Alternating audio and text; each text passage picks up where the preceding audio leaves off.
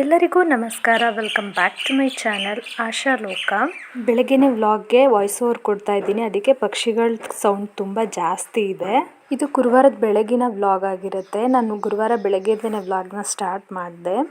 ಒಂದು ಸಿಂಪಲ್ ಆದ ರಂಗೋಲಿ ಹಾಕಿ ದಿನ ಶುರು ಮಾಡಿದೆ. ರಾಯರ ವಾರ. ಹಾಗೆಯೇ ಇವತ್ತು ತುಂಬ ಟ್ರೆಡಿಷನಲ್ ಅಡುಗೆ, ಅಂದರೆ ನಮ್ಮಮ್ಮ ಅವರ ಅಜ್ಜಿ ಕಾಲದಿಂದನೂ ಮಾಡೋ ಅಂಥ ಒಂದು ಸಾಂಪ್ರದಾಯಿಕ ಅಡುಗೆ. ಇದು ತುಂಬ ಇಷ್ಟ ಆಗುತ್ತೆ, ತುಂಬ ಸಿಂಪಲ್ಲಾಗಿ ಇರುತ್ತೆ.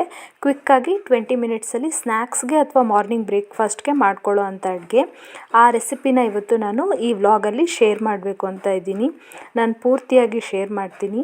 ವಿಡಿಯೋನ ಎಲ್ಲೂ ಸ್ಕಿಪ್ ಮಾಡದೆ ಪೂರ್ತಿಯಾಗಿ ನೋಡಿ. ಹಾಗೆ ನೀವು ಮೊದಲನೇ ಸಾರಿ ನನ್ನ ಚಾನಲ್ನ ನೋಡ್ತಾ ಇದ್ದರೆ ಸಬ್ಸ್ಕ್ರೈಬ್ ಮಾಡ್ಕೊಂಡು ನೋಡೋದನ್ನು ಮರಿಬೇಡಿ. ಹಾಗೆ ವಿಡಿಯೋ ನಿಮಗೆ ಇಷ್ಟ ಆದರೆ ಕೊನೆಯಲ್ಲಿ ಒಂದು ಲೈಕ್ ಮಾಡಿ.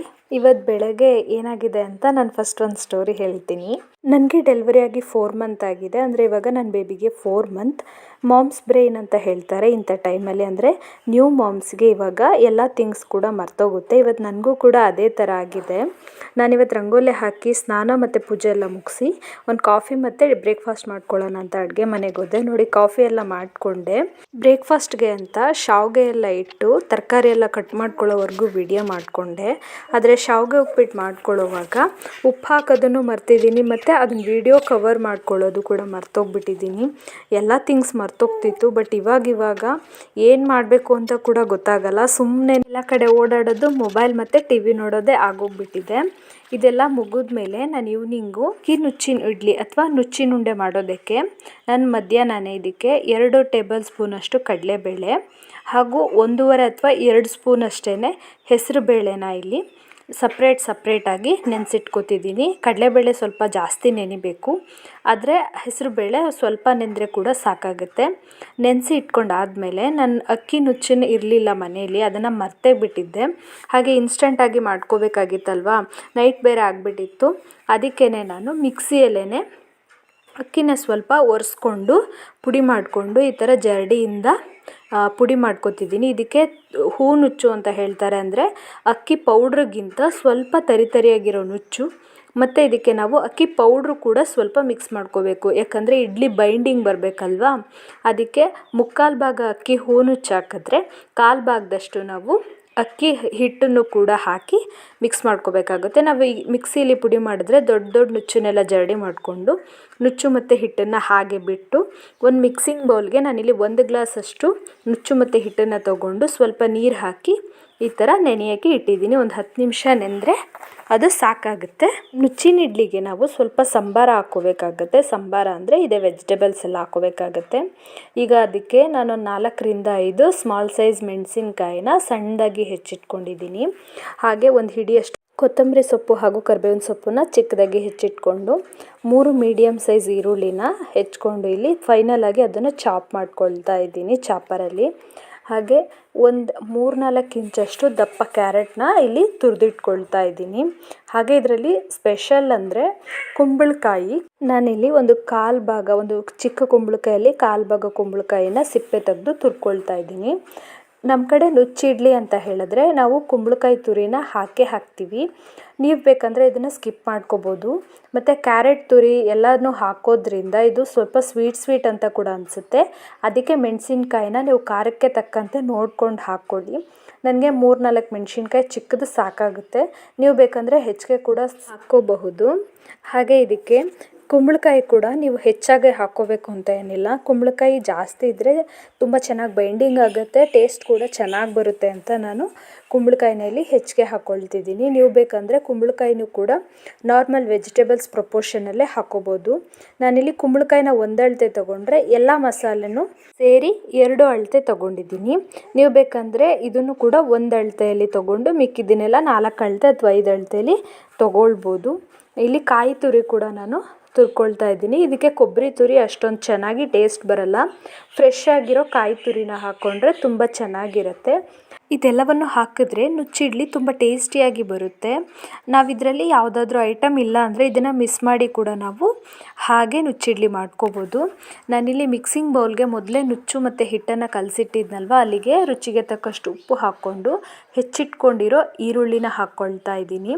ಮತ್ತು ಬೆಳಗ್ಗೆ ನಾವು ನೆನೆಸಿಟ್ಟಿದ್ವಿ ಅಲ್ವಾ 2 ಸ್ಪೂನಷ್ಟು ಕಡಲೆಬೇಳೆ ಮತ್ತು ಹೆಸರುಬೇಳೆ, ಅದನ್ನು ಕೂಡ ಈ ಹಂತದಲ್ಲೇ ಮಿಕ್ಸ್ ಮಾಡ್ಕೊಳ್ತಾ ಇದ್ದೀನಿ. ಇವಾಗ ನಾವು ಹೆಚ್ಚಿಟ್ಕೊಂಡಿರೋ ಮೆಣಸಿನ್ಕಾಯಿ, ಕೊತ್ತಂಬರಿ, ಕರಿಬೇವು, ಹಾಗೆ ಕಾಯಿ ತುರಿ ಮತ್ತು ಕ್ಯಾರೆಟ್ ತುರಿ ಮತ್ತು ಕುಂಬಳಕಾಯಿ ತುರಿ ಎಲ್ಲವನ್ನು ಹಾಕ್ಕೊಂಡು ಚೆನ್ನಾಗಿ ಮಿಶ್ರಣ ಮಾಡ್ಕೊಳ್ತಿದ್ದೀನಿ. ಸ್ಪೂನೆಲ್ಲ ತೊಗೊಂಡು ನನಗೆ ಮಿಶ್ರಣ ಮಾಡಿದ್ರೆ ಕಂಫರ್ಟ್ ಅನಿಸಲ್ಲ, ಅದಕ್ಕೆ ನಾನು ಕೈಯಲ್ಲಿನೇ ಚೆನ್ನಾಗಿ ಕಲಿಸ್ಕೊಳ್ತಾ ಇದ್ದೀನಿ. ಇದನ್ನು ಕೂಡ ಒಂದು 10 ಮಿನಿಟ್ಸ್ ಹಾಗೇನೆ ನೆನೆಯೋಕ್ಕೆ ಬಿಟ್ಟು ಇವಾಗ ನಾನು ಇಡ್ಲಿ ಪಾತ್ರೆಗೆ, ನೀವು ತಟ್ಟೆ ಇಡ್ಲಿ ಮಾಡೋರಾದರೆ ಇಡ್ಲಿ ಪ್ಲೇಟ್ಗೆ ಈ ಥರ ಸ್ವಲ್ಪ ಎಣ್ಣೆನ ಸವರ್ಕೊಂಡು ಕಲಸಿರೋ ಮಿಶ್ರಣನ ನಾವು ಇನ್ನೊಮ್ಮೆ ಮಿಕ್ಸ್ ಮಾಡಿಕೊಂಡು ಒಂದು ಹಿಡಿಯಷ್ಟು ತೊಗೊಂಡು ನಾವು ಬೇಕಂದರೆ ಒಡೆ ಥರ ತಟ್ಕೋಬೋದು. ಆದರೆ ನಮ್ಮಮ್ಮ ಯಾವಾಗಲೂ ಇದೇ ಥರ ಕೈಯಲ್ಲಿ ಉಂಡೆ ಮಾಡಿ ಈ ಥರ ಮುದ್ದೆ ಮಾಡಿ ಹಾಕ್ತಾರೆ. ನಾವು ಯಾವಾಗಲೂ ಇದೇ ಥರ ಮಾಡೋದ್ರಿಂದ ನಾನು ಇವಾಗ ಕೂಡ ಇದೇ ಥರ ತೋರಿಸ್ತಾ ಇದ್ದೀನಿ. ನೀವು ಒಡೆ ಥರ ತಟ್ಕೊಂಡ್ರೆ ಕೂಡ ನಿಮಗೆ ಕಂಫರ್ಟಬಲ್ ಆಗಿ ಬರುತ್ತೆ, ಇಡ್ಲಿ ಥರನೇ ಅನಿಸುತ್ತೆ. ನಾನು ಇದೇ ಥರ ಮುದ್ದೆ ಮಾಡಿ ಈ ಥರ ಇಡ್ಲಿ ಪ್ಲೇಟಿಗೆ, ಒಂದೇ ಪ್ಲೇಟಿಗೆ ಹಾಕ್ಕೊಳ್ತಾ ಇದ್ದೀನಿ. ಇದೇನು ಬೆಂದ ಮೇಲೆ ಅಂದರೆ ಹಬೇಲಿ ಬೆಂದ ಮೇಲೆ ಕಚ್ಕೊಳ್ಳಲ್ಲ, ಹಾಗಾಗಿ ನಾನು ಹಾಗೆ ಹಾಕ್ತಿದ್ದೀನಿ. ಹಾಗೆಯೇ ನಾನು ಮೊದಲೇ ಇಡ್ಲಿ ಪಾತ್ರೆಗೆ 2 ದೊಡ್ಡ ಗ್ಲಾಸಷ್ಟು ನೀರನ್ನು ಹಾಕಿ ಕಾಯೋಕ್ಕೆ ಇಟ್ಟಿದ್ದೆ. ಇವಾಗ ಅದು ಕಾದಿದೆ. ಇಡ್ಲಿ ಪ್ಲೇಟನ್ನು ಇಟ್ಟು ನಾನಿಲ್ಲಿ ಮುಚ್ತಾ ಇದ್ದೀನಿ. ಹಾಗೆಯೇ ಅದು ಬೇಯೋಷ್ಟರಲ್ಲಿ ನಾವಿಲ್ಲಿ ಚಟ್ನಿಗೆ ರೆಡಿ ಮಾಡ್ಕೊಳ್ಳೋಣ. ನಾನಿಲ್ಲಿ ನಾರ್ಮಲ್ ಕಾಯಿ ಚಟ್ನಿಗೆ 1 ಇಂಚಷ್ಟು ಶುಂಠಿ, 2-3 ಎಸಳು ಬೆಳ್ಳುಳ್ಳಿ, 3 ಮೆಣಸಿನ್ಕಾಯಿ, ಅರ್ಧ ಹಿಡಿಯಷ್ಟು ಕೊತ್ತಂಬರಿ ಸೊಪ್ಪು ಹಾಗೂ 1-2 ಎಸಳು ಹುಣಸೆ ಹಣ್ಣು ಹಾಗೂ ರುಚಿಗೆ ತಕ್ಕಷ್ಟು ಉಪ್ಪು ನೋಡ್ಕೊಂಡು ಹಾಕ್ಕೊಳ್ಳಿ. ಹಾಗೆ ಒಂದು ಅರ್ಧ ಕಪ್ಪಷ್ಟು ಹುರಿಗಡಲೆನ ನಾನಿಲ್ಲಿ ಹಾಕ್ಕೊಳ್ತಾ ಇದ್ದೀನಿ. ಇದಕ್ಕೆ 1.5 ಹಿಡಿಯಷ್ಟು ತೆಂಗಿನಕಾಯಿ ತುರಿ, ಇದಕ್ಕೂ ಕೂಡ ಕೊಬ್ಬರಿ ಹಾಕ್ಕೋಬಾರ್ದು. ಇದಕ್ಕೆ ತೆಂಗಿನಕಾಯಿ ಹಾಕಿದ್ರೇ ತುಂಬ ಒಳ್ಳೆ ಟೇಸ್ಟಿಯಾಗಿ ಬರುತ್ತೆ ಮತ್ತು ನುಚ್ಚಿಡ್ಲಿಗೆ ಒಳ್ಳೆ ಟೇಸ್ಟ್ ಕೊಡುತ್ತೆ. ಹಾಕಿ ಇಲ್ಲಿ ನಾನು ನುಣ್ಣಗೆ ರುಬ್ಕೊಳ್ತಾ ಇದ್ದೀನಿ. ಇದನ್ನು ಸೈಡಲ್ಲಿ ಇಟ್ಕೊಂಡು ಇವಾಗ 15ರಿಂದ 20 ನಿಮಿಷ ನುಚ್ಚಿಡ್ಲಿನ ಹಾಗೆ ಬೇಯಿಸಿದ್ದೆ. ನಾನು ನೋಡೇ ಇರಲಿಲ್ಲ ಅದು ಹೇಗಿದೆ ಅಂತ. ಇವಾಗ ಅದನ್ನು ಮುಚ್ಚಳ ತೆಗೆದ್ರೆ ನೋಡಿ ಹಬೆ ಹೇಗೆ ಬರ್ತಿದೆ ಅಂತ. ಇವಾಗ ಒಂದು ಸ್ಪೂನ್ ಅಥವಾ ಚಾಕುನ ಅದಕ್ಕೆ ಟಚ್ ಮಾಡಿ ನೋಡಿ, ಅದು ಸ್ವಲ್ಪ ಕೂಡ ಅಂಟ್ಕೋಬಾರ್ದು. ಇವಾಗ ನುಚ್ಚಿಡ್ಲಿ ರೆಡಿಯಾಗಿರುತ್ತೆ ನೋಡಿ. ಈ ಥರ ಯೆಲ್ಲೋ ಕಲರ್ಗೆ ಬೆಂದಿರುತ್ತೆ. ಇದಕ್ಕೆ ನಾವು ಕ್ಯಾರೆಟ್ ತುರಿ ಜಾಸ್ತಿ ಹಾಕಿದ್ರೆ ಆರೆಂಜ್ ಕಲರ್ ಬರುತ್ತೆ. ಇವಾಗ ಚಟ್ನಿ ಜೊತೆ ಸರ್ವ್ ಮಾಡ್ಕೊಳ್ಳೋಕ್ಕೆ ಒಂದು ಪ್ಲೇಟ್ಗೆ ಹಾಕ್ತಿದ್ದೀನಿ ನೋಡಿ. ಬಿಸಿಯಲ್ಲೂ ಕೂಡ ಇದು ಕೈಗೆ ಅಂಟ್ತಾ ಇಲ್ಲ, ನೀಟಾಗಿ ಬಂದಿದೆ.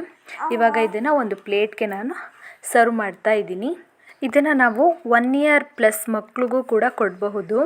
ದೊಡ್ಡವರು ಮತ್ತು ಮಕ್ಕಳು ಸ್ಕೂಲಿಂದ ಬರಬೇಕಾದ್ರೆ ಮಾಡಿದ್ರೆ ಕೂಡ ತುಂಬ ಇಷ್ಟಪಟ್ಟು ತಿಂತಾರೆ. ಇದಕ್ಕೆ ನಾವು ಕೆಂಪು ಚಟ್ನಿ ಕೂಡ ಕಾಂಬಿನೇಷನ್ ಆಗಿ ಮಾಡ್ಕೋಬೋದು, ಆದರೆ ಕಾಯಿ ಚಟ್ನಿ ಎಕ್ಸ್ಟ್ರಾ ಟೇಸ್ಟ್ ಕೊಡುತ್ತೆ. ನೀವು ಒಂದು ಸತಿ ಇದನ್ನು ಮನೆಯಲ್ಲಿ ಟ್ರೈ ಮಾಡಿ ಮಕ್ಕಳಿಗೆ ಕೊಡಿ, ಹಾಗೂ ನೀವು ಟೇಸ್ಟ್ ಮಾಡಿ ಹೇಗೆ ಬಂತು ಅಂತ ನನಗೆ ಕಮೆಂಟ್ ಮಾಡಿ ತಿಳಿಸೋದನ್ನು ಮರಿಬೇಡಿ. ಹಾಗೆ ನಾನು ಮೊನ್ನೆ ತಾನೇ ಶಾಪಿಂಗ್ ಮಾಡ್ಕೊಂಡು ಬಂದಿದ್ದೆ ನನ್ನ ಬೇಬಿಗೆ 4 ಮಂತು ಫೋಟೋಶೂಟ್ ಮಾಡೋದಕ್ಕೋಸ್ಕರ. ನಾನು ಮಂತ್ಲಿ ಮೊದಲೇ ಪ್ಲ್ಯಾನ್ ಮಾಡಿ ಅದಕ್ಕೋಸ್ಕರ ಬಟ್ಟೆಗಳನ್ನೂ ಕೂಡ ಪರ್ಚೇಸ್ ಮಾಡಿದ್ದೀನಿ. ಹಾಗಾಗಿ ನಾನು ಯಾವ ಮಂತ್ಗೆ ಯಾವ ಥರ ಫೋಟೋಶೂಟ್, ಸೀಸ್ನಲ್ ಫ್ರೂಟ್ಸಲ್ಲಿ, ಸೀಸ್ನಲ್ ಫ್ಲವರ್ಸಲ್ಲಿ ಮಾಡಬೇಕು ಅಂತ ಅಂದ್ಕೊಂಡಿದ್ದೆ. ಸೊ ನಾನು ಆರೆಂಜ್ ಕಲರ್ದು ಬಟ್ಟೆ ತರಿಸಿ ಇಟ್ಕೊಂಡಿದ್ದೆ. ಇವಾಗ ಆರೆಂಜಲ್ಲಿ ನಾನು ಅನ್ನಿಸ್ಲಿಲ್ಲ, ಹಾಗೆ ಬರೀ ಆರೆಂಜಸ್ ಮಾತ್ರ ಪ್ಲೇನ್ ಥರ ಅನ್ನಿಸ್ತಾ ಇತ್ತು. ಅದಕ್ಕೆ ಅದ್ರ ಜೊತೆ ಲೀಫ್ ಹಾಕಿ ಅರೇಂಜ್ ಮಾಡೋಣ ಅಂತ ಅಂದ್ಕೊಂಡೆ. ಫುಲ್ ಆರೆಂಜ್ ಸಾಕಾಗಲ್ಲ ಅಂತ ಒಂದು ಕಟ್ ಮಾಡಿ ಮಿಡಲಲ್ಲಿ ಇಟ್ಟೆ, ಅದು ಕೂಡ ಕಂಪ್ಲೀಟ್ ಆಗಿಲ್ಲ. ಆಮೇಲೆ ಎಲ್ಲ ಆರೆಂಜಸ್ನ ಕಟ್ ಮಾಡಿ ಹೊರಗಡೆ ಹೋಗಿ ನೋಡಿದ್ರೆ ದಾಸವಾಳದ ಎಲೆಗಳು ಮಾತ್ರ ಸಿಕ್ತು. ಹಾಗೆ ನಿಂಬು ಗಿಡ ಇವಾಗ ತಾನೇ ನಮ್ಮ ಮನೇಲಿ ಚಿಗುರ್ತಾ ಇದೆ, ಅದನ್ನೇ ನಾನು ಒಂದೊಂದು ದೊಡ್ಡದಾಗಿರೋ ಲೀವ್ಸ್ನ ಕಟ್ ಮಾಡ್ಕೊಂಡು ಬಂದು ಇಟ್ಟು ಅರೇಂಜ್ ಮಾಡಿದೆ. ಕೊನೆಗೂ 2 ಅವರ್ಸ್ ಆದಮೇಲೆ ಫೋಟೋಶೂಟ್ ಆಯಿತು. ನಾನು ಹೇಗೆ ಬಂತು ಅಂತ ಫೋಟೋ ಹಾಕಿರ್ತೀನಿ. ಸೀಸನಲ್ ಫ್ರೂಟ್ ತೊಗೊಂಡು ನೀವು ಈ ಥರ ಫೋಟೋಶೂಟ್ ಮಾಡೋದಕ್ಕೆ ಟ್ರೈ ಮಾಡಿ. ಹಾಗೆ ಈ ವ್ಲಾಗನ್ನು ನಾನು ಇವತ್ತಿಗೆ ಇಲ್ಲಿ ಎಂಡ್ ಮಾಡ್ತಾ ಇದ್ದೀನಿ. ನಿಮಗೆ ಈ ವ್ಲಾಗ್ ಸ್ವಲ್ಪ ಆದರೂ ಇಷ್ಟ ಆದರೆ ಪ್ಲೀಸ್ ಒಂದು ಲೈಕ್ ಮಾಡಿ, ಹಾಗೆ ಕಮೆಂಟ್ ಮಾಡಿ ನಿಮಗೆ ಹೇಗೆ ಅನ್ನಿಸ್ತು ಅಂತ ತಿಳಿಸೋದನ್ನು ಮರಿಬೇಡಿ. ವ್ಲಾಗಲ್ಲಿ ನಿಮಗೆ ಯೂಸ್ ಆಗೋವಂಥದ್ದು ಏನಾದರೂ ಅಂಶ ಇದ್ದರೆ ಫ್ರೆಂಡ್ಸ್ ಆ್ಯಂಡ್ ಫ್ಯಾಮಿಲಿ ಜೊತೆ ಶೇರ್ ಮಾಡಿ.